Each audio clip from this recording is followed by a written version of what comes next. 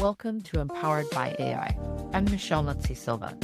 This podcast is for women building what's next and using AI with intention. In Season 6, you'll hear from founders, educators, creatives, and builders who are actually using AI to think better, work smarter, and move with intention. We're learning from conversations about readiness, literacy, and taking action, because every episode gives you ideas you can use immediately. Let's get into it. I love this. All right. So, Miss Danielle LaFleur. Yes. Okay. Yes. You, rock star, queen. I had the pleasure of hearing you speak at Create, and you are you're just the kind of person that people just want to get next to. Oh, I'm honest with you. I was like, oh my God, because I saw you in the Build Lab. And your energy in the Build Lab was one of the reasons why I entered it. really? I did not know that. Yes, because you were just so real. And I had a moment like that picture of you with what that The evaluation section. yes. And I was like, oh, I can so fit into this space. If they allow that kind of honesty, I'm down. Tyler did a training yesterday where he's wearing a chicken suit or something like that. He does. That level of shenanigans, I'm totally down with. So yeah, I went in, but see, here's the thing. I had a moment of overwhelm when I was in Build Lab, but it wasn't necessarily the evaluations because I'm a teacher. So I just looked at it like grading papers. Okay. I'm just grading. Give me a glass of wine. I will grade the shit out of anything you throw my way. Right. And by the end of the glass, the grading gets a lot nicer. So whoever's at the bottom is loving life because I seen the pretty B pluses everywhere. Like, I understand your intent. yeah, I get it now. I get it. Yeah. Now, have you gone back to that and do you feel more comfortable with it now? Do you feel like it's still something? Because I saw a post where the other day you were like, oh, hell no. Still makes Hell no. Yeah, hell no.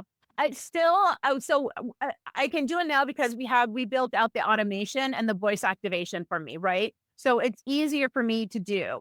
But because my brain is not detailed orientated, I'm the big picture motivator, speaker. I'm the person that like, let's get going, let's connect, let's move. I am not the person that is like, I can't wait to do math. Like I'm that person. There are people that feel that way? Yeah, they're on my team. That's what they do. They're like, I'm not saying that Jenny might have a problem with Excel documents, but like, come on. You said a glass of wine and great. That's her with Excel. Like, I have a glass of wine and my like all my numbers in a big long data pivot file. Like, I just know, like, I just can't. So that's not me. So it's a struggle because it's not how my brain works, right? It's a struggle for me to process the information in that way. I'll get to the end, but my end is like A to T to V to Y to K to something or other. Pretty soon I end up at Z at some point or other. I get Z, but I can't show my work. I have no ability to show my work at all. Like, I'll give you the right answer, but I can't show you my work in any way, shape, or form. So when I do have to do those logical things, AI has been so helpful for me because it works how I work. So I can still process and jump all over the place. The end result still shows up and it will walk me through like, here's the formula, here's all this. And I can say like, I don't understand what that squiggly line means. Like, tell me or something like that. So I think that's the beauty that I really love about AI is that I don't think you really understand it is that if it's not behaving the way you want it to behave, you have to train it to how you behave, how you think, because it's not just garbage in, garbage out, as you well know. It's literally, you have to tell it how you work, how you think, how you process data, have conversations around it, ask it to ask you questions, like really manipulate that thing so it gets to know, like, and trust you in a way. So it really can speak to your language and then translate that into the commonality of what everybody else does, and AKA math. Or yeah, exactly. The logic, the linear. Yeah. And your whole business is called EasyAsPie. I know. So tell us about you. How do we dive into your areas of shine? Okay. Well, so I cry and then I bang my head against the keyboard and then I work. So I'm pretty sure that's how the progression works. Like, it's easy as pie. If you cry, you can get emotional. I'll be for the logic kids. And any woman worth her salt will tell you the same thing, right? So what we do is we work on the operation side of businesses for the most part, because what we've discovered and what our passion is really doing like a freedom. Our passion is like on a higher level. How do we execute that is on the operational side. So we really want to give people, none of us and my team think that we should be working these 80-hour weeks. We are done with that. We're done with the hustle. We're done with all that. Every single one of us, we're not playing that game anymore. So we sat and we go, what is the best way to maximize the talent of the team and make sure that we can also help people not have to do what we have struggled with or what we've been trained to do over the last 10, 15, 20, 50, 100 years, right? And operations came out. I already have people that are very technical. So we brought in a couple more people that were really operational focused. And we look inside of companies and find out where there are gaps, operational debt happening in their businesses, remove that to free up resources and to be either and have their version of what that scale is, build out the ability for their team to do what they've been called to do. And I usually give this example when I'm talking like what you're called to do. I don't believe somebody who's answering the phone, customer service level 1, was called to answer the phone and be yelled at customer service level 1. They were not called to do that as part of a job, right? Nobody was called to be abused. Nobody has been called to be abused to that level. The people who are talking to you don't want to talk to you because we're angry and we know we're venting on you. And you don't want to pick up the phone and be emotionally damaged and have to pay a bill. What is it? Better help for the rest of your life. So nobody's called to be that. But if you have those skill sets, what you are called to do probably is you have empathy. You probably have a higher sense of EQ. You probably have the ability to sense energy around you and emotions and stuff like that for various reasons. You probably love to give people space to feel safe and to feel comfortable. These are these skills that could be utilized way better in a company. Imagine those skills when it comes to dealing with clients or dealing with the emotions of interchanging, of being able to have communications. There are so many better ways to be able to create a better environment for the people working for you, for your clients, for the environment, whatever it is. Those are skills should be utilized way better. And that's the point. We're not trying to take away a job. We're trying to get you to your optimal. That's what you should be doing.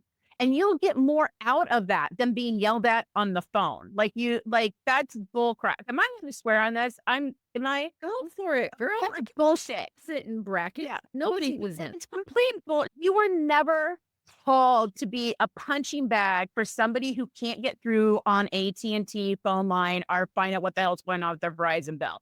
That was not your calling. I don't think anybody was called to be able to do that. And I am okay with getting rid of those jobs. It forces you. And again, the companies we work with, we're like, you're not firing anybody. You are up leveling everybody in your team. Yeah. That's the point. I need you to up level them because you will not be able to survive the next level if you do not have really high EQ, high leadership developed people on your team. If you don't have a really good human-centered team, you will not survive the next stage of the economy, the next stage of life, the next stage of business. That is the differentiator between a company that will move forward and a company that won't. And we see this as the great opportunity to make sure that we're freeing up resources so people have the time to build those skills, find the clients, reduce their debt, get their income up and running and stuff like that to be able to take on the next stage of the economy. Yeah. And there's two things there that you just touched on like it was just normal every day. And I want to dive deep. I want to dive deep because maybe it's your normal every day, but I think it's fascinating, right? So you talked about this idea when the last time I talked to you, where you talked about this post-labor economy. Yeah. So this idea of value not connected to headcount, it's not connected to those boomer metrics that we were raised with. Yeah. My mom was doing the best she could. She knew that independence was a steady career, a paycheck, right? Yeah. That was the most a woman could hope for. But I think there's a shift. You're wrong, right? There is a huge shift. This is revolutionary. So what does that shift look like for us in action? Because God love us, we were raised by boomers. Yeah. And God love us, everybody for 100 years has this is why we've worked. And we've worked before that. Think about like there was always labor for survival. There's a fiefdom where you were a serf and you got your land and food. Does that make sense? You're always working for that kind of exchange and it's a monetary value in some way. And so when we think about this big change, this is a whole economical scale difference. Like it can be a worldwide thing that might end up happening. And there's different countries that have already been adopting this kind of thought process, like UBI, right? So if there's a UBI, a safety net, something like that happens, you're already secure in that. But when you're thinking about the idea where what you know no longer has monetary value, how do you survive?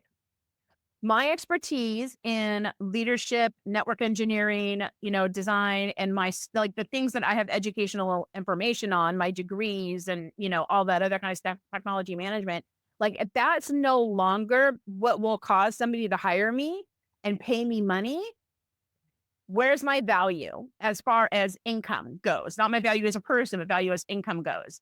Imagine that, because we've all spent so much time getting our degrees, educating ourselves and all this other kind of stuff. You remove that. If AI has all that information, I can go to ChatGPT and get all the information. What's the point of hiring somebody? And that is a really scary thought. That is a thing that we kind of don't really understand. That's not only the direction we are already in and moving fast towards, but once because robots are scaling at an unprecedented amount. Like they're going, people always say like, I'm a plumber, it will never happen. Yeah, well, right? Like these things are becoming they can do some pretty cool stuff. So in 20 years, that might be a reality for you. 2025, that might be a reality for you, right? When I think about, and bear with me if I'm kind of going long-winded around here, but when I think about what can you offer to create value, what it really boils down to is that human connection. Because at the end of the day, I'm going to want to know who I'm working with and if their values are aligned with mine, and also if they're creating something that's unique that maybe is not creatable outside of the AI space, right? And just a quick example is like when I hired Yuri. So Yuri did our branding for EasyAsPie. And I checked out a lot of money from Yuri. And remember, I work in AI, so I understand Midjourney and I can probably figure out how to make a good logo. But I hired somebody who did not work in AI specifically because I knew him, one, and I knew his expertise, two, and three, creativity. His uniqueness and his creativity is different. Now, here's the caveat. He could use AI as a tool to create my logo. I didn't give a shit about that, right? He could have totally done that and that would have been fine. But I knew that him doing that, using AI to create a logo, would still be Yuri's work. It would still be his creativity, his humanity, everything that has to do with that, right? Because that's a non-tangible thing. Not everybody is creative like Yuri is. He didn't, by the way, use AI, for legal reasons, as we all know, like the ownership and copyright and all that other kind of stuff. But I think what it comes down to is you have a skill where you're no longer going to be able to market that skill. We have to start thinking outside the box of what makes you unique and what unique is the value of who you are as a person. And that is, I think, a really hard thing for us to understand because we define ourselves by our job so deeply, especially in this culture. And imagine taking that away and you are no longer identifiable by your job. That's a deconstruction of self right then and there. And so there is a lot of internal work that we have to do to separate ourselves out of that and understand that how money works does not have to be applied to a labor versus a knowledge versus exchange of funds. So if we think about ETFs, if I get a dividend payout from my stocks, I didn't do any money. I didn't do any work for that. It took no brains of me. I just had to go put money into the stock and I got a dividend payout, right? That's how money should work, right? So money should be working for you. And if you start thinking on that concept, your eyes open up to a whole bunch of different opportunities to be able to make money that is not reliant based on your knowledge, but based on your humanity. And I'm going to geek out with you on that for just a second, because I think I'm wondering if that is generational, because I am looking at my history, right? So I'm transitioning from this role into another role, and I'm bringing all of that expertise with me. So that is part of the Yuri equation, right? Yeah. I'm building that. What I'm building now has my own lens because of Yep. my experience. So I'm bringing that. Anytime I interact with AI, it can't help but be influenced by whatever's going on in my brain, right? Mhm. So my son, who's going into a very creative field, is the exact opposite. He wants to build that knowledge first. Mm. AI is not on his radar right now, right? Like Mm. he wants to build up all of that humanity, if you will, because mine, it's calloused, it's Yeah. guarded, it's jaded, it's all of my Yep. experiences from my 55 almost years. It is what it is, right? He hasn't built that yet. So when Mhm. I try to talk to him about AI, he's like, time out. I haven't even built up the knowledge yet. Just let me build the knowledge. I'll get to Mhm. that later. You know what I mean? So it's Mhm. interesting to me. I'm wondering how much of it is generational. I think there's a lot of generational, and I think it's interesting that he's kind of bulking at that because I don't know a lot that are per se. And I don't know how old is your son? Are they Gen Alpha, Gen He's Z? 20. He's 20. 20, Okay. and So he he's wants 20. to go into So film. so he wants to go into film. So my understanding of that, just from the brief that you sent me, is that that generation understands the disconnect that the Gen X and millennials and stuff like that had to the work versus about like time, right? They're just we worked ourselves to death, and they're like, we're not doing that. And that's why I think this generation will go into post-labor economy so well because they are working on themselves first. Yeah. They are like, they're very community minded. They're very community minded, like way more than I don't want people. I could care. I don't want to be around people. I want to be alone or whatever, like that kind of thing. I make jokes about it, but I'm like, I want my little cabin in Alaska. You can never find me ever again. Right. So but they're very community minded. They've seen what's happened to their parents and grandparents and stuff like that. And they're also dealing with the results of what have happened from the decisions that we made as well. And they don't want to live in that space. So developing what your son is doing as far as human connection and knowledge when it comes to I don't know what to say instead of soft skills. I need Vanessa here to tell me what to say again. I know, right? Right. That Right? other layer of intelligence. Yeah, the other Exactly. layers of intelligence, right? Those communication skills that have that around EQ, that's Mm. such a more powerful thing. Think about the best leaders that you have. It's not that they're necessarily strategically smarter. They might be good strategics, but they have really good communication and EQ skills. That's the real break. That's the real thing. We develop that. We can go so much farther because that's the cornerstone that we should have built in the first place. Amen. What we should have done in the very first place. Yeah. Exactly. We're the ones that got lost. Yeah. They're a little bit Mhm. more pure. Yeah. Yeah. Yeah. Yeah. Yeah. The second piece that you talked about was operational debt, Mm. right? I am probably carrying around about All right. 2 tons of it. Probably. I mean, I would think almost inevitably as a solopreneur, I'm reacting to a shit ton, All the right? things. Yeah. So how can I start identifying and reducing that debt before it limits my growth, my scale? Okay. So let's talk about a little bit, in case you haven't heard about what operational debt is, let's talk a little bit about what that kind of looks like. So I have a list in front of me that I can read. So I don't like, cause I'm not memorizing things. I don't have to do that anymore. I have AI. So it's usually confusion about ownership of different priorities. Who's supposed to be doing what? Inconsistent client experiences, manually filling in gaps that should be systemized. This is a really key one. Is a leader or an owner is always firefighting, everything's out, right? They're always putting out fires and stuff like that. Duplicate effort, reworking things over and over again, extra steps, stuff like that. Things feel chaotic and stuff like that. So when that's kind of like what operational debt is, almost like I say a feeling, but you can never put your fucking thing on it. You're never like, but I know something's wrong. And I think I said this when we were talking earlier, or when I was talking earlier, not today, but before, where I said, if anybody ever comes to you and says, like, hey, I have a quick question, where is the blah?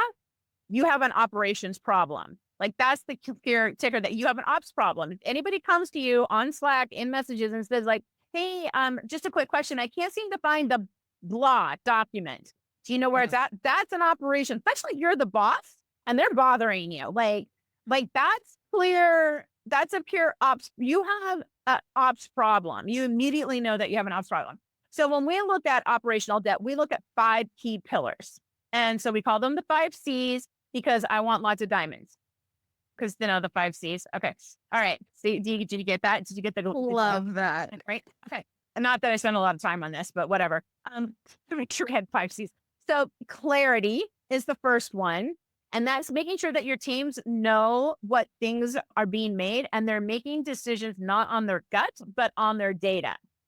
And this is a hard one to kind of think because a lot of people say like, I look at data, but is your data right? Are you manipulating the data to match your gut? The next one is capacity. So growth stalls because systems can't absorb the volume without burning people out. You ever been in that situation where I need more clients, but I'm also working 90 hours a week to try to keep everything running at the same time? That's capacity. You have a capacity issue right there. That's an ops problem. Consistency, making sure that everything is exactly the same time every single time, like a McDonald's hamburger. No matter where you go in the world, you're always going to get the same McDonald's hamburger kind of thing, right? And so every client gets the exact same experiences and it's very repeatable and it's nothing to do with luck or communication or anything like that. It's simply designed that way. So it's exactly the same every single time. Communication slows because of bottlenecks within communication and within silos, like me talking to the developer, but not explaining that over to the ops department or the ops not talking to the marketing department or something like that. When it's within yourself, like as a solopreneur, you are the communication, but if you are lost in where the hell and everything is and you're just clustered in here, view that as a communication problem, right? Where it's not organized for you, right? And then control. Nobody has ownership of the outcome. So so this comes in where leaders are micromanaging.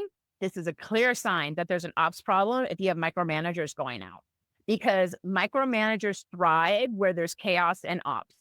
And if you have a micromanager, that means your company has an ops problem immediately. That's where they thrive. They sprout out like little weeds everywhere, micromanagers, when there's ops problems, right? So if your company is like, they're all micromanagers, your whole company has ops problems, no matter what they say, right? Because they need to create that chaos to have ownership and control over crap they shouldn't have any ownership or control anyways, because it should be systemized. And nobody should have access, nobody should have control of that data because everybody has access to the data. And so there's not visibility, there's visibility problem. People don't want to have who owns what project, who was supposed to do what.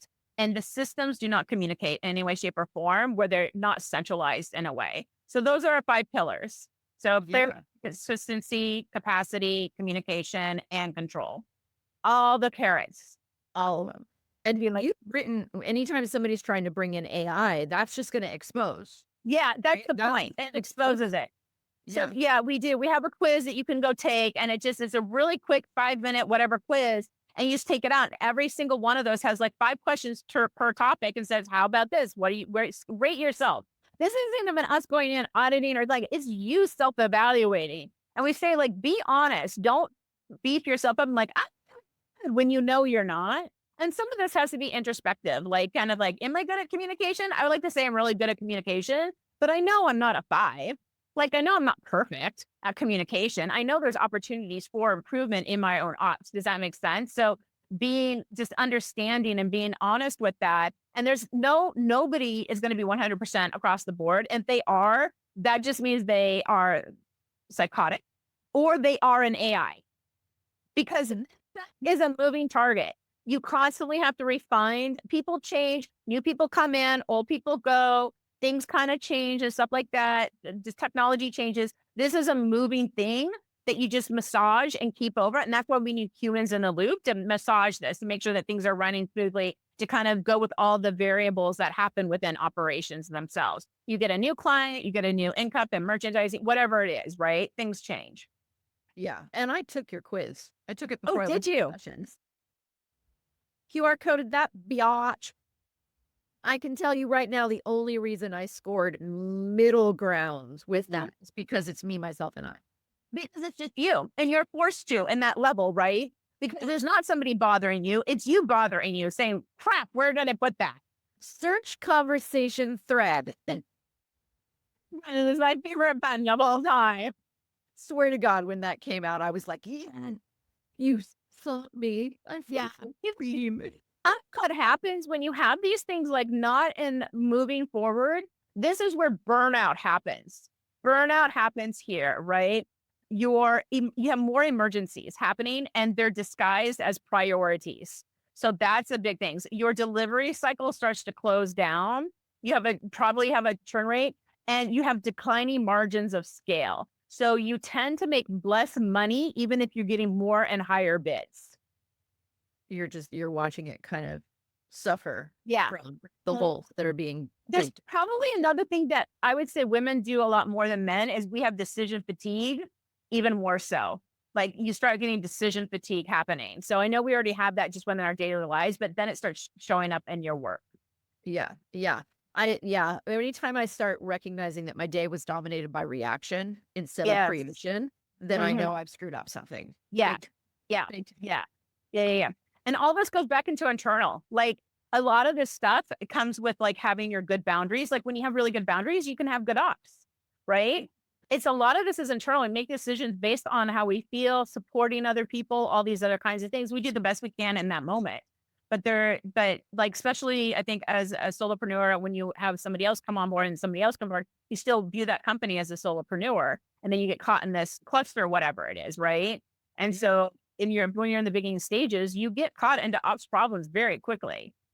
Yeah. And you've talked about this idea that scaling isn't about getting bigger, it's getting better. Yeah. Right. And so that's where I want to tease that out for the listeners, like getting better. What does that mean for an entrepreneur to keep that sustainability going? Yeah. So I think when we think about scaling, I think you always have to think about scaling in a multiple different dimensions. And it doesn't necessarily mean get bigger as in, oh my God, we're gonna like IPO out or something like that.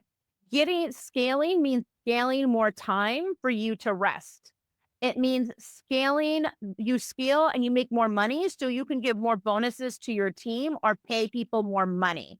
It means scaling so you can give back to the community and do more volunteer work or give financial resources. You know, we have this thing going on with the economy right now with the snaps and all that other kind of stuff. Imagine having all the extra resources. It doesn't mean you get bigger and add more, all this extra stuff. It means you don't charge your clients even more. You streamlined your ops. You got rid of all of that extra costs and stuff like that. Now you have more flush funds. Now you can support other people in need. Does that make so? You have all these opportunities for scale, but doesn't necessarily scale mean going bigger and more clients. It means scaling different parts of who you are, the business, the values, and all those other kinds of things. So that's really what I mean by scale. You can do amazing things with a very small team and scale large. So however that is for your company and for what you view, that's what scale should be focused on. Maybe it's scaling so everybody can go get their own private degree in basket weaving. I don't know. Like, but I want a poster of that, right? Because that's such a difference from what scale means when you have a, say, transactional dominated conversation, right? Scale is hustle. Yeah. Scale it's a dollar amount. And I get that. Bring on the money. I'm no ill will to anybody that wants to increase their bottom line. Yeah. I'm all about that. But I think that this extended definition, there are going to be some people that are like feeling a little bit of permission given with that. Yeah. I think it's really important because it kind of comes back to that thought. Have you ever heard like money is evil? The money is evil. Like, don't make too much money. We have these, like, a lot of people have these conscience, like, you can't make too much money because it's evil. Religious bringing stuff is you're a better person if you're poor, all those other kind of like things and stuff like that. Money is neutral. It gives the energy it energizes based on how you energize it, right? So you can do good with money and you can do evil with money. Money is neutral. It's your decisions that you make with the money that does that. It's the same with scale. Scale is neutral. It's the decisions you make with the scale that causes the outcome. And we've been taught that scaling could be bad, or it's going to be confusing, or it's going to be too much, or I'm not smart enough to scale. I'm not a big enough company to scale. It's just me. I don't have the right education. All of that baloney. Nothing to do with it. What if you could scale so you can give back to the community? You can help support local animal shelters or something like that. So you have more resources to do that. Think about that and how you can support other people in the scale. If we start getting good energy towards scale, good things will happen. Yeah. And what if scale meant you got to be a little bit more of your whole self? Yes. You know? Yeah. That's beautiful. And I love the honesty that you bring to pretty much any conversation you participate in. And you admitted, I can't remember what post it was. I was looking at your Yep. LinkedIn. You were like, AI frustrates the shit out of me. Oh yeah. And you're like, leadership ain't about mastery. That's just not the way we work here. Yeah. And so I think that embracing that, like I told you at the beginning of the episode, that embracing that honesty, it makes more people feel welcome. That's my takeaway Yeah. in the conversation. But I'm interested in your takeaway. How has that honesty changed the way you lead your company, your team? It's been a breakthrough for me because it's a really hard thing for me to do because I grew up, and I think a lot of us grew up in the perfectionism. Like you can't don't be on camera unless you look perfect. Don't lose weight for God's sakes. You can't do keynotes unless you lose weight.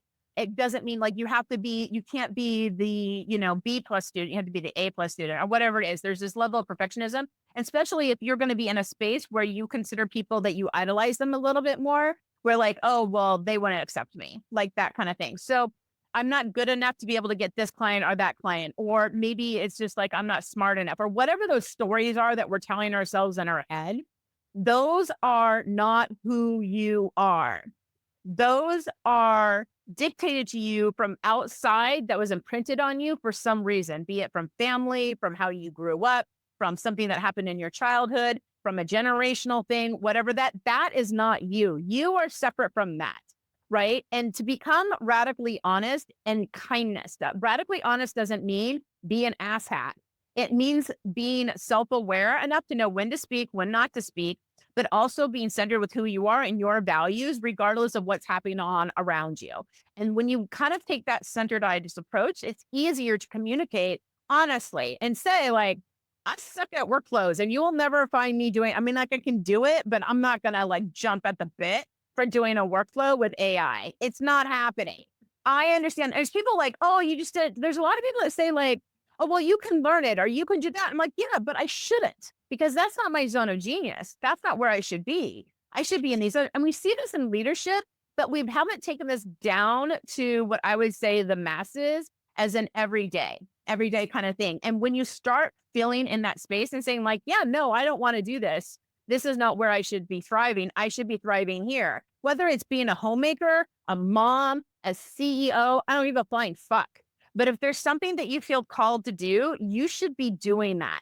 And you should have the ability to be honest about doing that and say, I love doing this. I don't know everything, but this is what I know I've been called to do. And you'll be, I don't want to say rewarded because that seems oh, yeah, I may be rewarded. But internally, you'll go, oh, I feel better. Yeah. I feel better. And since I started doing that, I got a lot of haters.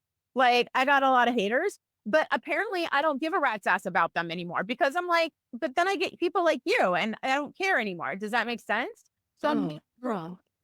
Yeah, no, I absolutely love it. And you touched on something right there that I think is so my world in that there is a reinvention that's happening. yeah. That opportunity that we see, because I brought this up earlier, right? Raised by a boomer. Women's independence was something that my mom experienced while she was raising me, right? So a woman couldn't even get a credit card in her name. When my mom got married, her credit went into my dad's name the minute she got married. You couldn't take out a small business loan until I graduated from high school, right? Without testicles co-signing. Yep. And so it's okay, this is recent. So there is zero blame in anything coming out of my mouth right now. But what we were raised to believe was that your independence and it was very patriarchy oriented, right? Because women able to wear pants, it's our feminism was woman in male role, right? Yep. We did not get to own the creativity, you should be doing what you love to do. It was, you should be making money so you are never dependent upon. Yes. Right. Yeah.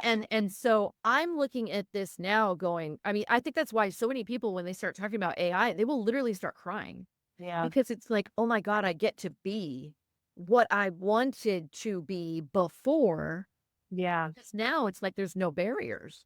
Yeah. To go back to school. I can create my own private tutor. I don't have to settle for not having practiced 30 years of the art that I wanted to practice.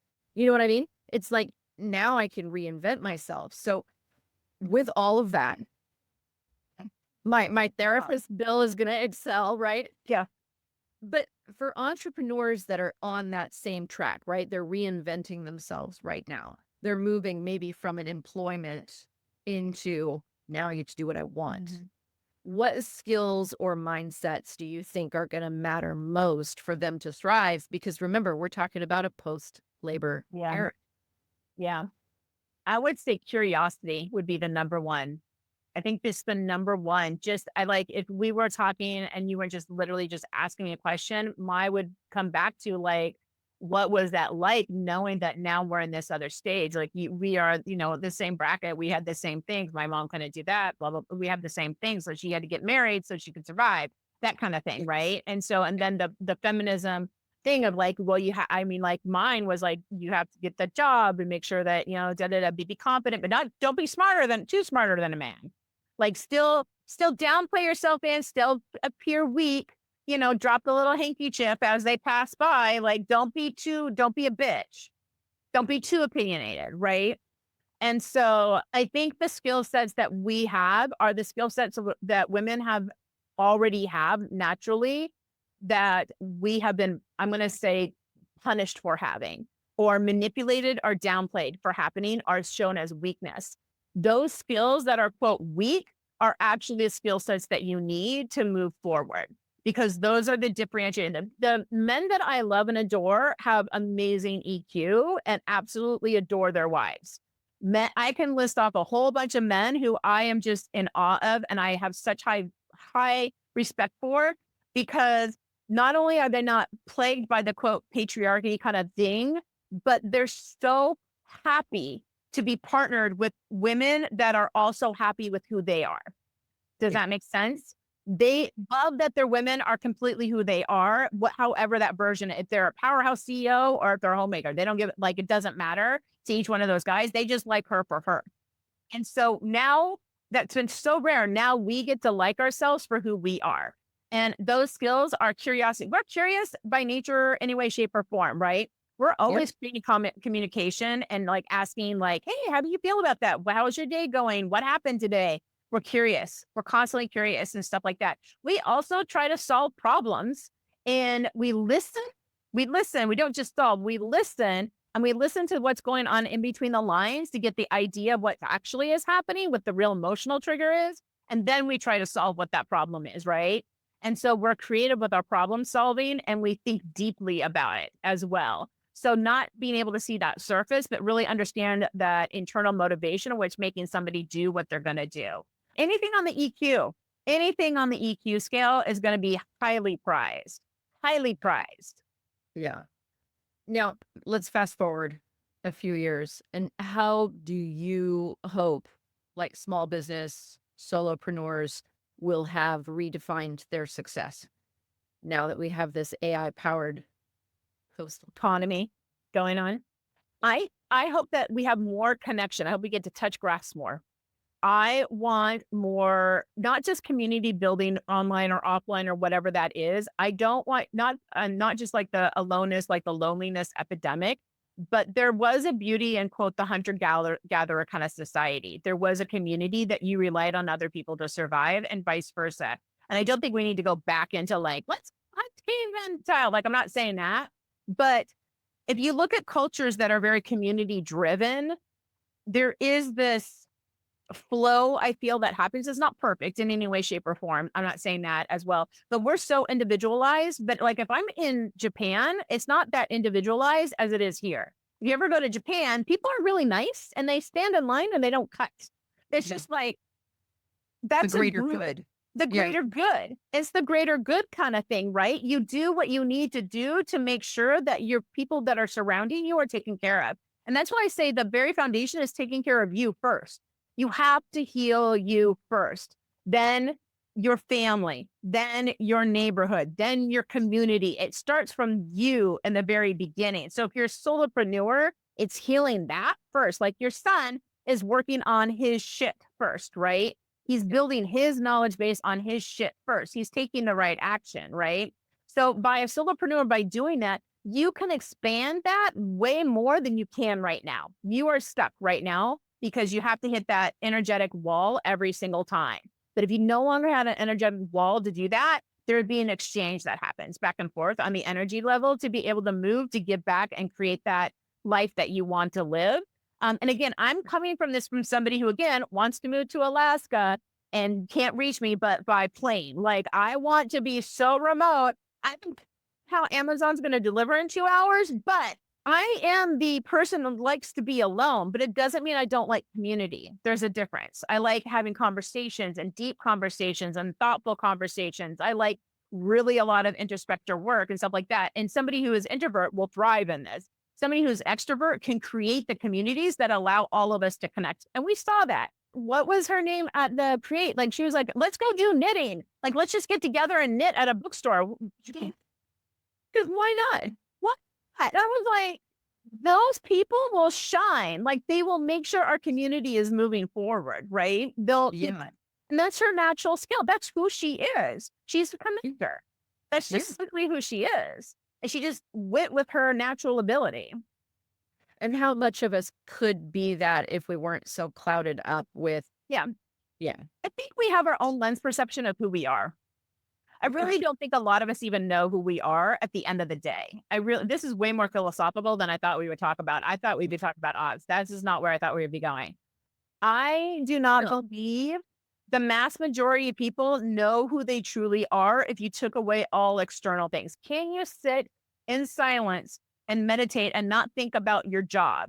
Can you think in silence and just think about the core of who you are and how you exist in this world and your soul? I like to say, like, you are not your job. You're not your house. You're not your family. You're not any of those things. You're not even your brain. You're not even that. You're your consciousness. You're your soul, your spirit. And that transcends all these other things. Now, they all have to work in alignment. We're in this physical plane. You have to use your brain. You have to be able to physical. You have these things. But that's not who you are. That's not the essence of who you are. The who you are, like, if we start really digging in that, and that takes a lot of work to kind of figure out what are those nuances. I used to think I was like, oh my God, you're super hyper and, all this extroverted things. And I'm like, no, I'm not. I know internally I am not an extrovert. I am like 5% extrovert, but I like this. I have energy and I enjoy doing this, but I know that's not who I am as far as like the core. Me core is being alone, right? But it doesn't mean I don't have this aspect of myself, but it's not the content of who I am. Yeah. And being able to free up the space to scale so that you can have this ownership of self. Yeah. Yeah, exactly. You need time to do that. That's why the hustle thing doesn't work. That's why working 90 hours does not work. We were not meant to do that bullshit. 30 hours, that's all you get. Like if I could tell you, like, you only get 30 hours. That's it. That's your max. That's all you get is 30 hours to do your job. And you have to produce 10 times X. That's all you get.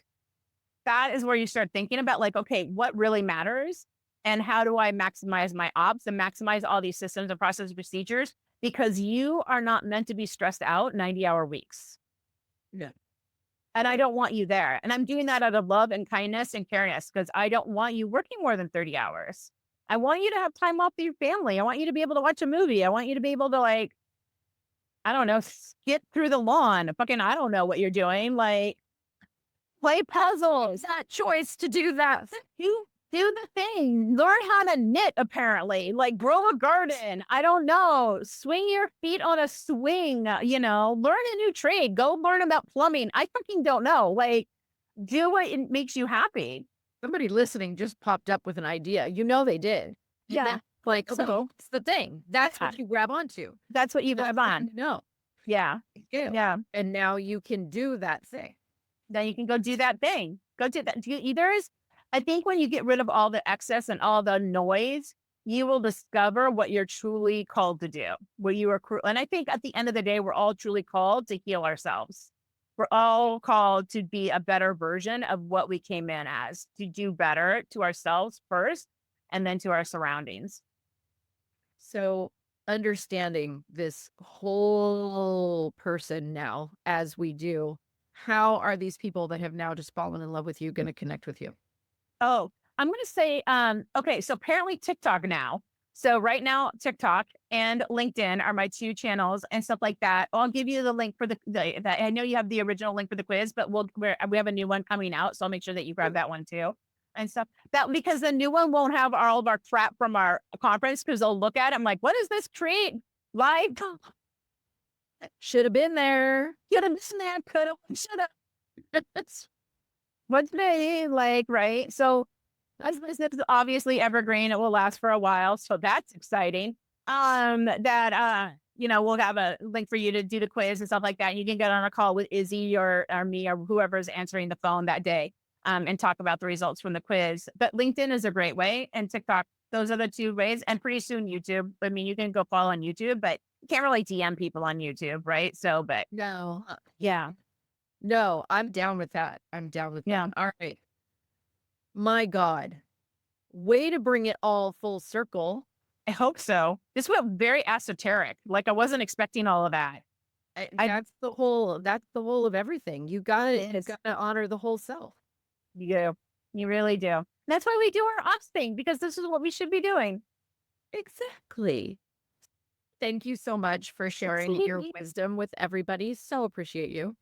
Absolutely. Absolutely. Yay. Thank you so much for having me. I really appreciate it, Michelle. You've been listening to Empowered by AI, and I'm your host, Michelle and Silva. If something from this episode clicked, don't let it stop here. Take one idea and try it out this week. And if you want to go deeper, head over to the Empowered by AI, the Slay Effect YouTube channel, where you can watch demos and walkthroughs from our guests today and so many others. Like, subscribe, and join us there so you don't miss out on what's coming next. All the links and resources are in the show notes. I'll see you next time.